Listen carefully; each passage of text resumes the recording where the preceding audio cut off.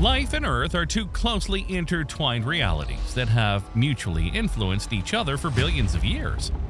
But how can we describe this connection? How can we explain the role of life in Earth's history and vice versa? These questions have captivated and challenged scientists from various disciplines who have sought to formulate hypotheses to interpret the available data and evidence. In the 70s, the idea emerged that planet Earth could actually be a colossal superorganism, with all animals, plants, fungi, and other forms of life actively influencing each other's evolution. This concept became known as the Gaia Hypothesis. It seemed beautiful and comforting, especially in the dark days of the Cold War, to think of Earth as an enormous and conscious entity aware of its purpose. The idea gained popularity and inspired generations of environmentalists. The only problem was that many scientists felt there was a lack of scientific evidence. Some even proposed the exact opposite idea, suggesting that Mother Earth doesn't have a particularly bright future for us and might be contemplating how to eliminate complex life forms, returning to the simplicity of a unicellular environment.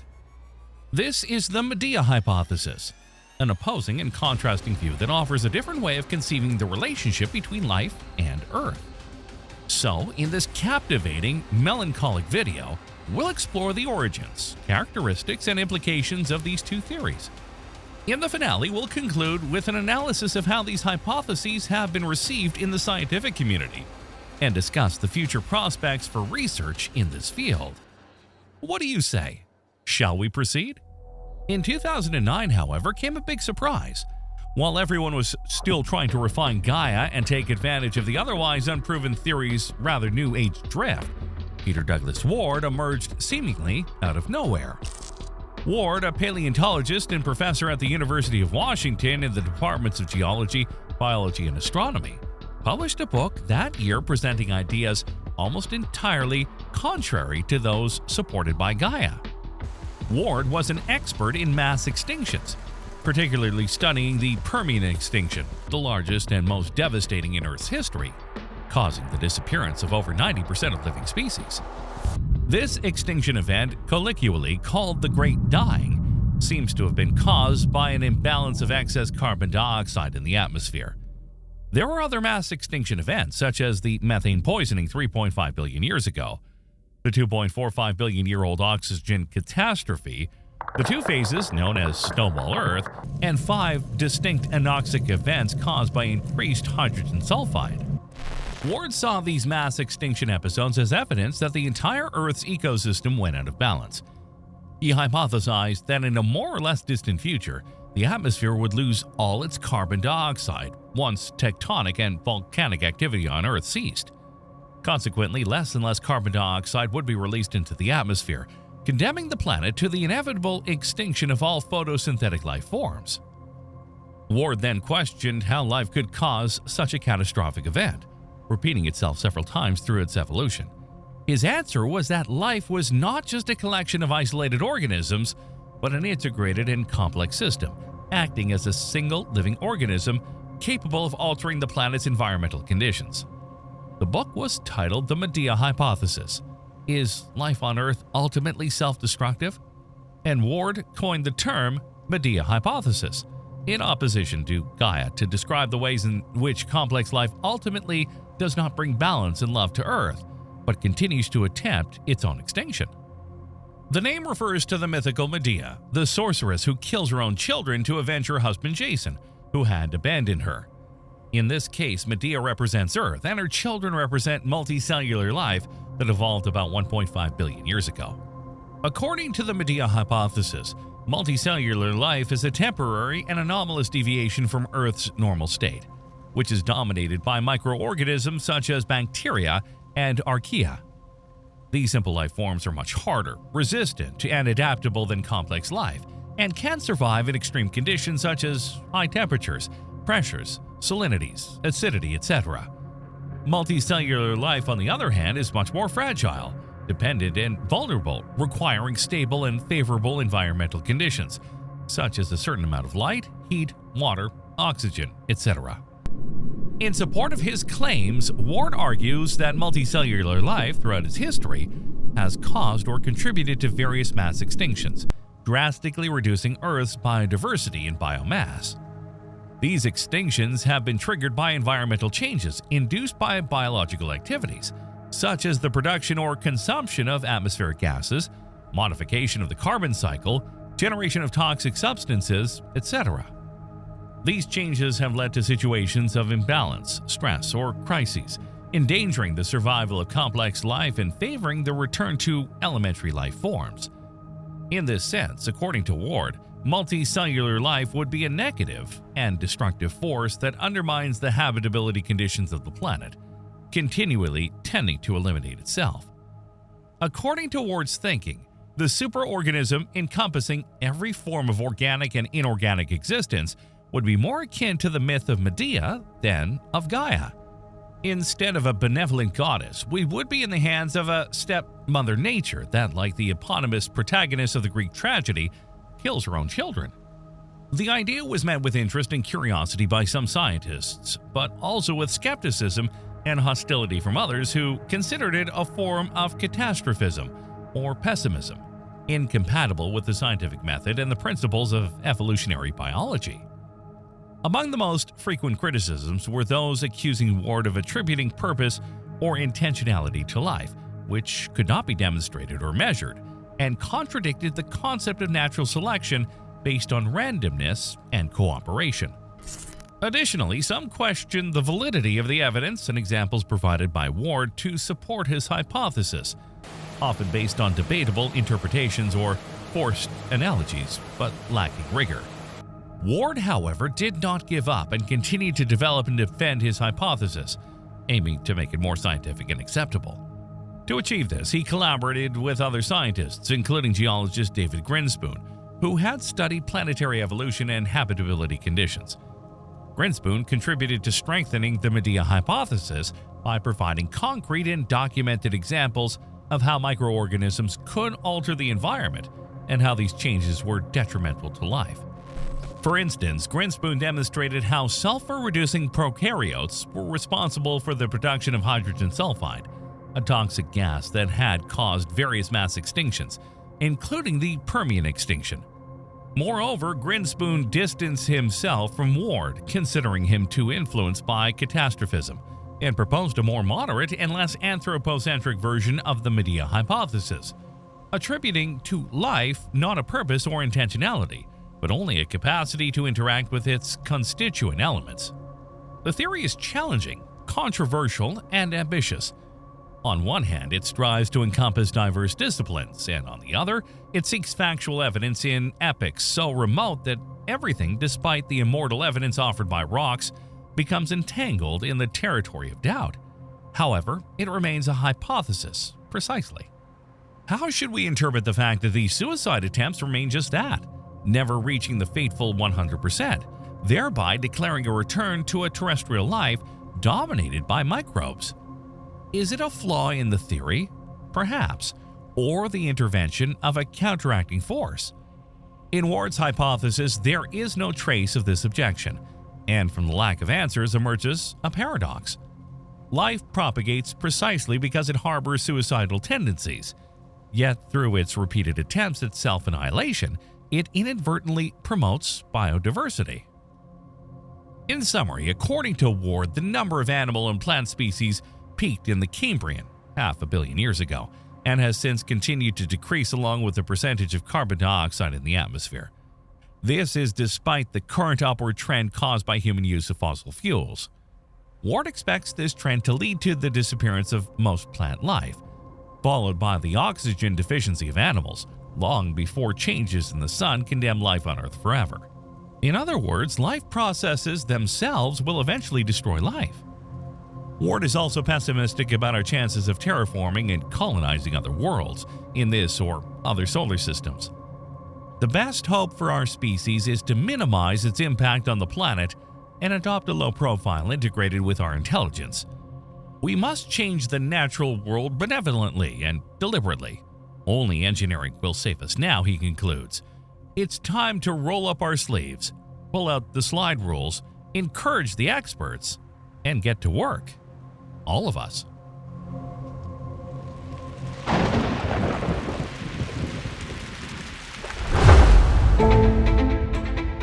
Gaia Hypothesis. Is the Earth really a living entity? The so-called Gaia Hypothesis is as famous as it is controversial. It proposes the entire planet is a kind of huge organism composed of elements: humans, other animals, plants, bacteria, rocks, algae, metals, interacting with each other in mostly invisible ways to maintain stable conditions.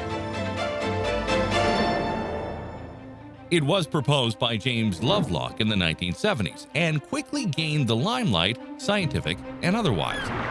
But what exactly is it all about? Can there be any truth to what might seem like one of the many New Age legends of our time?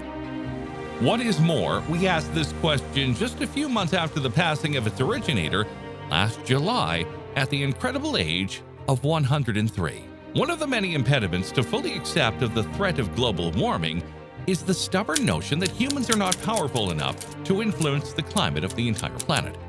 In truth, we are not the only creatures with such power, nor are we the first species to devastate the global ecosystem. Indeed, the story of life on Earth is the story of life continually rebuilding the Earth. Try to think about it. Trees, algae, and other photosynthetic organisms produce most of the world's breathable oxygen, helping to keep it at a level high enough to support complex life, but not so high that the Earth bursts into flames the slightest spark. Ocean plankton drives the chemical cycles on which all life depends and emits gases that increase cloud cover, altering the global climate. Algae, coral reefs, and mollusks store enormous amounts of carbon, balance ocean chemistry, and defend coastlines from the elements. And a wide variety of animals such as elephants, earthworms, and termites continually scour the planet's crust, altering the flow of water, air, and nutrients, and improving the prospects for millions of other species. Well, it is precisely on these suggestions that the so-called Gaia Hypothesis is based.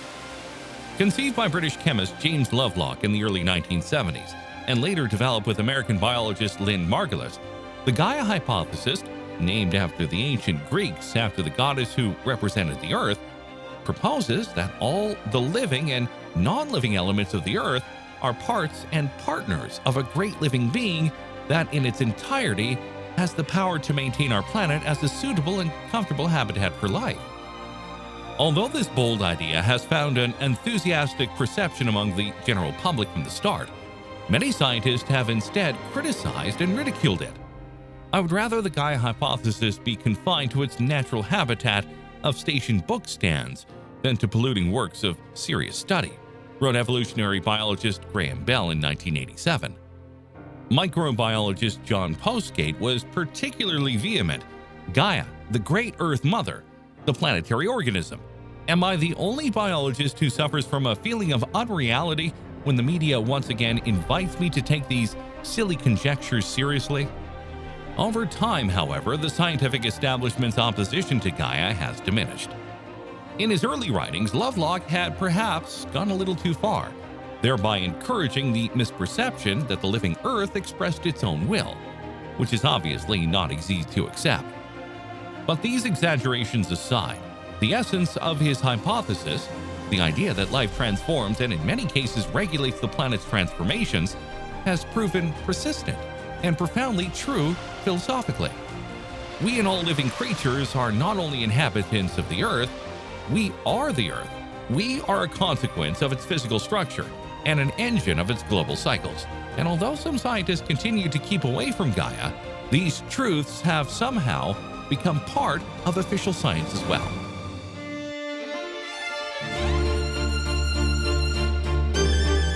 Those who chafe at the idea of a living planet argue that the Earth cannot be alive because it does not eat, reproduce, or evolve. Yet science has never established a precise and universally accepted definition of life, only a long list of its qualities. Like many living creatures, Earth has a highly organized structure, a membrane, and daily rhythms. It consumes, stores, and transforms energy. And if asteroid-attacking microbes or space-traveling humans colonize other worlds, who's to say that planets cannot procreate? If the Earth breathes, sweats, and trembles, if it gives birth to billions of organisms that incessantly devour, transfigure, and fill its air, water, and rock, and if those creatures and their physical environments evolve in tandem, then why shouldn't we think of our planet as alive? This is somewhat the position of those who support the Gaia Hypothesis with their hearts. But what are the biological mechanisms behind such a conjecture? Do they exist? Well, did you know, for example, that British scientist James Lovelock, the person who most responsible for the Gaia Hypothesis, was working for NASA when he first reached his living system insight questioning, is the Earth alive?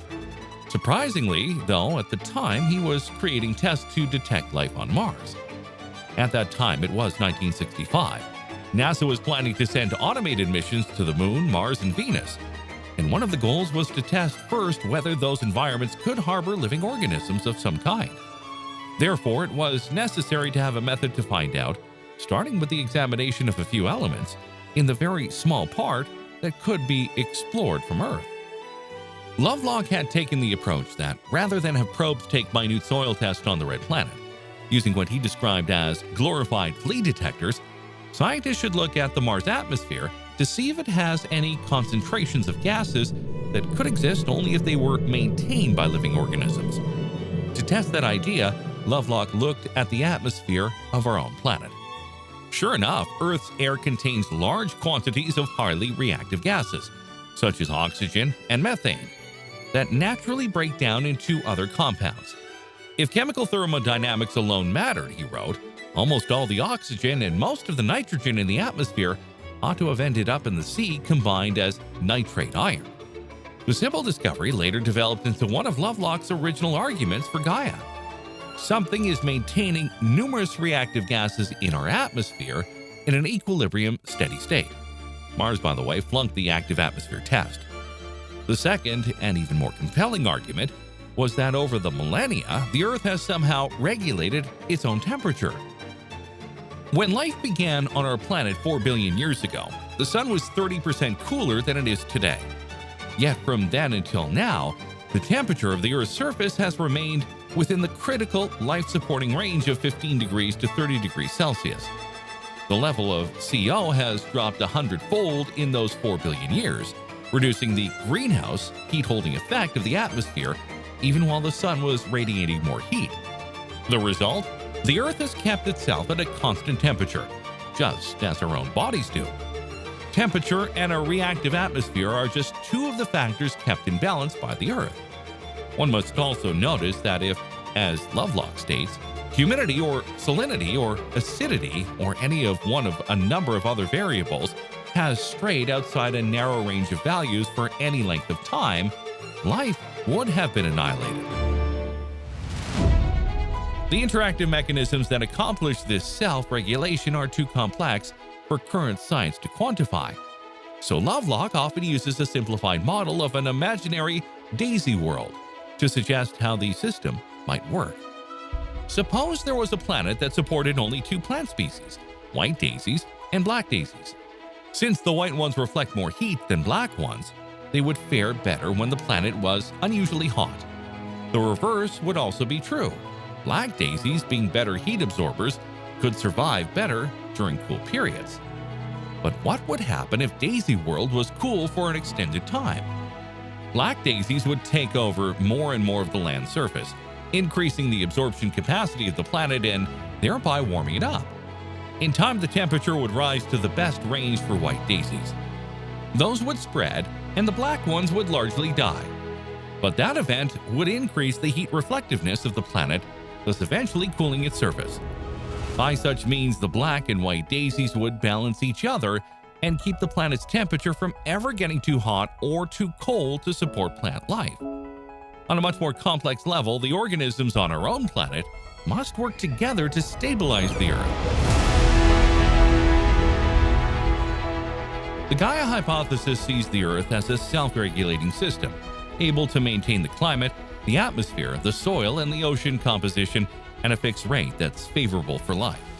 It's often taken that the capacity for self-regulation in the face of perturbation, change, disasters, and so on is a very strong characteristic of living things, and in that sense, the Earth is a living thing. But really, is the Earth alive? Lovelock is saying that the evolution of life and the evolution of the planet have not been separate phenomena, but one single, tightly coupled process. Life does not simply adapt to its environment, but through various feedback loops, co-evolves with it.